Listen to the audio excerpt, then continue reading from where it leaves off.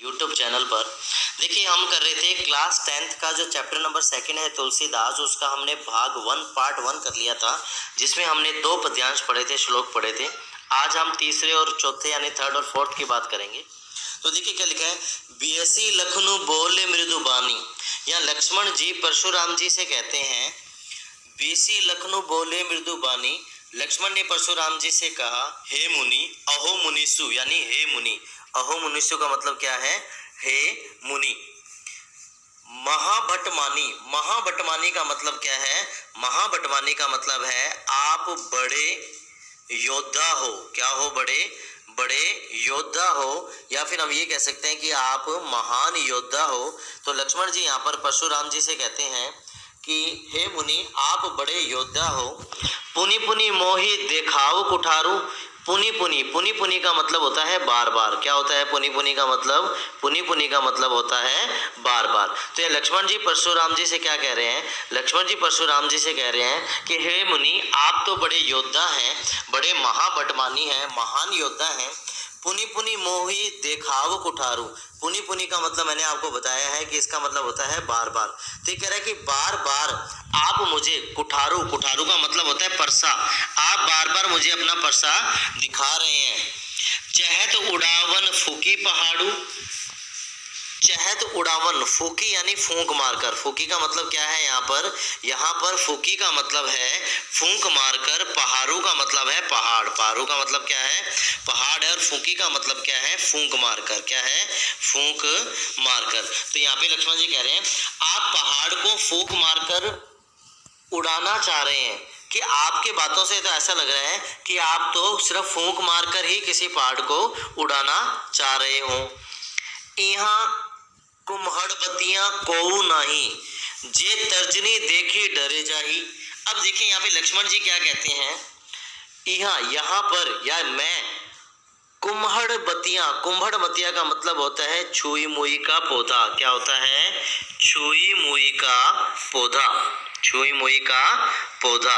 तो देखिए यहाँ पर क्या कह रहे हैं, यहाँ पर लक्ष्मण जी कह रहे हैं यहाँ कुम्हड़ बतियां कोऊ नहीं, मैं कोई छुई मुई का पौधा नहीं हूँ। लक्ष्मण जी परशुराम जी से कह रहे हैं कुम्हड़ बतिया का मतलब है छुई मुई का पौधा, कि मैं कोई छुई मुई का पौधा नहीं हूँ। जे तर्जनी देखी डरी जाही, कि जो उंगली दिखाते ही डर जाऊं। ये कि लक्ष्मण जी कह रहे हैं कि मैं कोई, परशुराम जी मैं कोई छुई मुई का पौधा नहीं हूं, जो आपकी तर्जनी, तर्जनी क्या होता है? अंगूठे के पास वाली उंगली। तर्जनी क्या होता है? अंगूठे के पास वाली उंगली को तर्जनी कहा जाता है। पास की उंगली को क्या कहा जाता है? तर्जनी कहा जाता है। कि मैं वो कोई छुई मुई का पौधा नहीं हूं जो एक उंगली देखकर, आपकी उंगली देखकर मैं आपसे डर जाऊंगा। देखी कुठारू सरासन बाना, मैं कछु कहाँ सहित अभिमाना। अब देखिए लक्ष्मण जी क्या कह रहे हैं, मैंने जब आपका परसा धनुष बाण देखा। देखी कुठारू, कुठारू का मतलब हम बात कर चुके हैं परसा होता है। कुठारू का मतलब क्या होता है? परसा होता है। और सरासन, सरासन बाणा का मतलब है धनुष बाण। सरासन बाणा का मतलब, बाणा का मतलब क्या है? धनुष बाण। कि मैंने जब आपका परसा और धनुष बाण देखे, परसा और धनुष बाण देखे, मैं कछु कहाँ सहित अभिमाना, तो मैं आपको योद्धा समझ रहा था। ये क्या कह रहे हैं कि जब मैंने आपके कुठारू सरासन बाणों को देखा तो मैं आपको एक योद्धा समझ रहा था, इसीलिए मैंने अभिमान पूर्वक आपसे कुछ बातें कह दी थी। मैं कछु कहा सहित अभिमान, इसलिए मैंने जो आपसे बातें कर दी वो किस लिए कह दी थी? अभिमान पूर्वक मैंने आपसे वो बातें कह दी थी, क्योंकि मैंने आपके पास क्या देखा? मैंने आपके पास परसा और धनुष बाण देखे जो एक योद्धा की निशानी है। भृगुसूत समुझी जनेऊ बिलो की। अब यहाँ पे क्या कह रहे हैं, ये लक्ष्मण जी परशुराम से कह रहे हैं कि मैंने आपका जनेऊ देखकर आपको ब्राह्मण समझ लिया था। भृगुसूत, भृगुसूत का मतलब है ब्राह्मण। क्या है भृगुसूत का मतलब? ब्राह्मण। यहाँ पे क्या कह रहे हैं लक्ष्मण जी? समुझी, समझकर, जनेऊ बिलो की, जब मैंने आपके शरीर पे जनेऊ को धारण देखा तो मैंने ये समझा कि आप तो ब्राह्मण हैं। क्या है? आप ब्राह्मण हैं। जो कछु कहू सहु रीस रोकी, इसलिए मैं आपकी गलत व अनुचित जो कछु कहूँ, आपने जो कुछ भी मुझे कहा, जो भी गलत कहा, जो भी अनुचित कहा, सहु रिस रोकी। और इतना गलत और अनुचित सुनने के बाद भी मैंने अपने क्रोध, आप पर बिल्कुल भी क्रोध नहीं किया, क्योंकि मैंने सोचा आप तो एक साधु हो। सुर महिसुर हरि जन अरु गाई, हमरे कुल इन्हीं पर न सुराई। सुर महिसुर, लक्ष्मण परशुराम से कहते हैं कि हमारे यहाँ सुर, सुर का मतलब क्या होता है? देवता। क्या होता है सुर का मतलब? सुर का मतलब है देवता। तो हमारे यहाँ पे देवता महिसुर हरिजन अरु गाई, ब्राह्मण, भक्त और गाय का मतलब यहाँ पे है गाय। गाय का मतलब क्या है? गाय का मतलब है गाय। तो लक्ष्मण जी कह रहे हैं हमारे यहाँ देवता, ब्राह्मण, भक्त व गाय पर वीरता दिखाने की परंपरा नहीं है। हमरे कुल इन्हें पर न सुराई, हमारे कुल में, हमारे वंश पर जो देवता होते हैं, ब्राह्मण होते हैं, भक्त होते हैं, गाय होती है, उन पर वीरता दिखाने का हमारे कुल के अंदर कोई भी परंपरा नहीं है। बदे पापू अब कीर्ति हारे, मारतू हूं पाप परिये तुम्हारे। ये देखिए लक्ष्मण जी क्या कह रहे हैं, अगर हम इन्हें मारते हैं, यानी हम किसी ब्राह्मण को, देवता को, भक्त को या गाय को मारते हैं, बंधे पापू, तो हमें ही पाप लगता है। तो हमें क्या लगता है? अगर हम ब्राह्मण, देवता, गाय को मारते हैं, किसी भक्त को मारते हैं, तो हमें पाप लगता है। और यदि अब कीर्ति हारे, और अगर हम इनसे हार जाएं तो हमारी अपकीर्ति होती है। अगर हम इनसे हार जाएं तो हमारी क्या होती है? अपकीर्ति, यानी हमारी बदनामी होती है। मारतू पाप परिये तुम्हारे। अब ये देखिए क्या कह रहे हैं, अगर हम इन्हें मारते हैं तो हमें पाप लगेगा, और इनसे हारते हैं तो इसमें हमारी बदनामी होती है। और मारतू पाप परिये तुम्हारे, और अगर आप हमें मारेंगे, आप क्योंकि आप एक साधु हैं, आप एक संत हैं, ब्राह्मण हैं, आप अगर हमें मारेंगे तो हमें आपके पैरों में पड़ना। परिये तुम्हारे, परिये का मतलब है पैरों में, परिये का मतलब क्या है? पैरों में। तो अगर आप हमें मारेंगे तो हमें आपके पैरों में पड़ना पड़ेगा, क्योंकि आप एक साधु हैं, आप एक ब्राह्मण हैं। कोटि कुलिस सम वचनु तुम्हारा, व्यर्थ धरु धनुबान कुठारा। हे परशुराम, मैं आपके व्रज के समान करोड़ों कठोर वचनों को सुन रहा हूँ। कोटि कुलिस सम वचन तुम्हारा, आपके जो वचन है वो कोटि यानी कि करोड़ों हैं। कैसे हैं? करोड़ों। कुलिस का मतलब है वज्र। क्या है?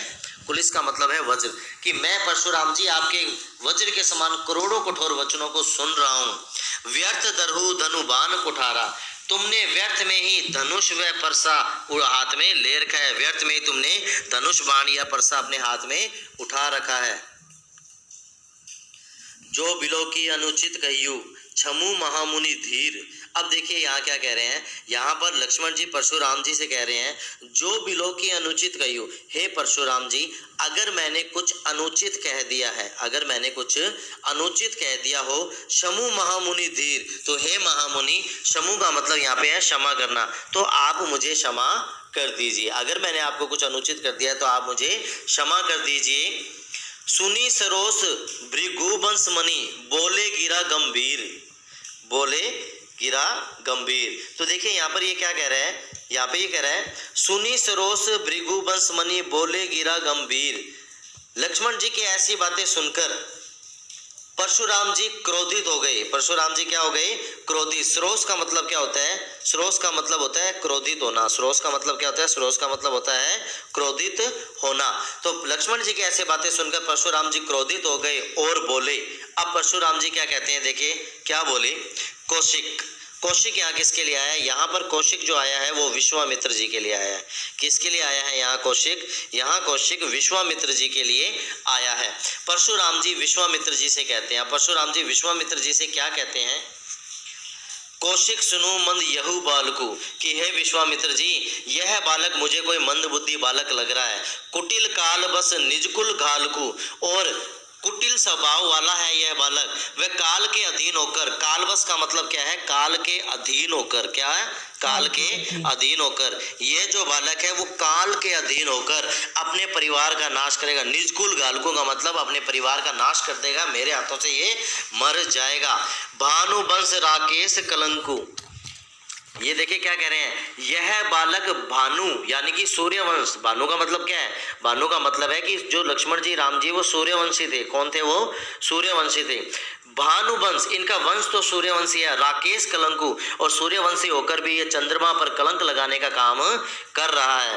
निपट निरंकुश अबुध अशंकु, यह बालक बिल्कुल ही निरंकुश है तथा निडर है। ये कालवक्ष क्या है, यह बालक बिल्कुल ही क्या है, निरंकुश है, और अबुध अशंकु का मतलब ये बालक क्या है, बहुत ही निडर है। काल कवलु होइए छन माही, कहू पुकारी खोरी मोहि नाही। यह बालक काल कवलु का मतलब है कालवश, यह बालक कालवश क्षण में ही मेरे हाथों से मारा जाएगा। होइए छन माही, क्षण का एक पल भर में, एक क्षण भर में ही मेरे हाथों से ये मारा जाएगा। कहू पुकारी खोरी मोहि नाही, हे विश्वामित्र जी फिर आप मुझे किसी प्रकार की, खोरी मोहि नाही का मतलब है मुझे किसी प्रकार का दोष मत देना। परशुराम जी विश्वामित्र जी से कह रहे हैं कि ये बालक मेरे हाथों से आज मारा जाएगा, और विश्वामित्र जी फिर आप मुझे किसी प्रकार का दोष मत देना। तुम हट कहू जो चहु बारा, कहीं प्रतापु बलु रोष हमारा। यदि तुम इस बालक को बचाना चाहते हो, तुम हट कहू जो चहु उबारा, कहीं प्रतापु बलु रोष हमारा। यदि तुम इस बालक को बचाना चाहते हो तो इसे मेरे प्रताप, कहीं प्रतापु मेरे प्रताप के बारे में बताओ, बलु मेरी शक्ति के बारे में आप इसको बताओ, तथा मेरे गुस्से रोसु हमारा, और तुम इसे बताओ कि परशुराम का गुस्सा कितना प्रसिद्ध है के बारे में बताकर इसको बोलने से रोको। ये क्या कह रहे हैं यहाँ पे परशुराम जी विश्वामित्र से कह रहे हैं कि अगर विश्वामित्र जी आप इस बालक को बचाना चाहते हैं तो आप इसे मेरे प्रताप, मेरे बल और मेरे गुस्से के बारे में पहले ही बता दो और इसे रोक दो। लखन कहिए मुनि सुजसु तुम्हारा, तुम्ही अछत को बरने पारा।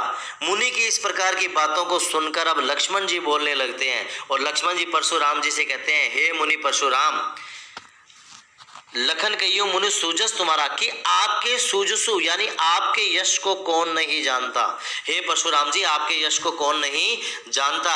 तुम्ही अछत को बरने पारा, तुम्हारे यश का तुमसे अच्छा वर्णन, तुम ही अछत यानी कि तुम ही अपने यश का सबसे अच्छा वर्णन कर सकते हो, तुम्हारे यश का तुमसे अच्छा वर्णन कौन कर सकता है। अपने मुंह तुम अपनी करनी, बार अनेक बाती बहु करनी। अब देखिए यहाँ पे क्या कह रहे हैं, यहाँ पे लक्ष्मण जी परशुराम जी से कह रहे हैं आप अपने मुंह से अपनी प्रशंसा करते जा रहे हो। अपने मुंह तुम अपनी करनी यानी आप अपने ही मुंह से अपनी ही प्रशंसा करते जा रहे हो, और बार अनेक बाती बहु बरनी, और आप बार बार अपनी प्रशंसा कर चुके हो। बरनी का मतलब है कि आप बार बार अपनी प्रशंसा करते जा रहे हो, और आप हर बार अपनी ही प्रशंसा जो है वो क्या कहें, आप अपनी ही प्रशंसा कर चुके हो। नहीं संतोषु तो पुनि कछु कहू। अब देखिए ये क्या कह रहे हैं, और लक्ष्मण जी कह रहे हैं यदि आपको इस पर भी संतोष नहीं हुआ, नहीं संतोष हो, तब पुनि कछु कहो। अगर आपको इस पर भी संतोष नहीं हुआ है और पुनि कछु कहो, अगर आप और कुछ भी कहना चाहते हैं तो कह दें। जनी रिस रोग की दुसु दुख सहु, मैं आपके क्रोध से उत्पन्न दुख को सह लूंगा। मैं जानता हूं कि आप क्रोध से दुखी हैं और आपके क्रोध से दुख उत्पन्न दुख को मैं सह लूंगा। जानी रिस रोग की दुसु दुख सहु, आपका जो क्रोध से उत्पन्न दुख है उसको मैं क्या है, सह लूंगा। वीर व्रति तुम धीर अछोभा, गारी देत न पहुओ शोभा। हे मुनि आप वीर व्रत को धारण करने वाले हो। वीर व्रति आप कैसे हो, वीर व्रति हो, कैसे हो आप, वीर व्रति हो, आप वीर व्रत को धारण करने वाले हो। तुम ही धीर शोभा और को धारण करने वाले हो, आप बड़े धैर्यवान हो। धीर का मतलब यहाँ पे धैर्यवान से है। धीर का मतलब क्या है, धीर का मतलब यहाँ पर है धैर्यवान से। गाली देत ने पाहुआ शोभा, और ये कह रहे हैं इसलिए आप गाली देते हुए शोभा नहीं प्राप्त कर रहे हो। आपको गाली देना शोभा नहीं देता है। आप महान योद्धा हो, आप बहुत बड़े महान ब्राह्मण हो। सुर समर करनी करही, कहीं न जना वही आपू, विद्यमान रन पाई रिपु, कायर कथि प्रतापु। अब देखिए आगे क्या कह रहे हैं, जो युद्ध में वीर व्यक्ति होता है, लक्ष्मण जी कह रहे हैं सूर समर करनी करी, कहीं न जान वही आपू। सूर यानी कि देवता या वीर, जो युद्ध में वीर व्यक्ति होता है वह कभी अपने मुख से अपनी प्रशंसा नहीं करता है। कहीं न जान भी आपू यानी अपने मुख से कभी भी वीर व्यक्ति अपनी प्रशंसा नहीं करता है। विद्यमान रन पाई रिपु, लेकिन जो कायर व्यक्ति होता है, लेकिन जो कायर व्यक्ति होता है, कायर कथि प्रतापु, जो कायर व्यक्ति होता है वही जब युद्ध क्षेत्र में अपने रिपु यानी कि अपने शत्रु को देखता है, एक कायर व्यक्ति जब युद्ध क्षेत्र में अपने शत्रु को देखता है तो वह क्या करता है, अपने शत्रु को देखकर अपने वीरता की झूठी डींगे हाँकने लगता है या झूठी डींगे मारने लगता है। तो यहाँ लक्ष्मण जी और परशुराम का ये संवाद चल रहा है। ये आज हमने 2 श्लोक की बात की है और आशा करता हूँ कि आपको समझ में आया होगा। बहुत ही जल्द इस चैप्टर को कंप्लीट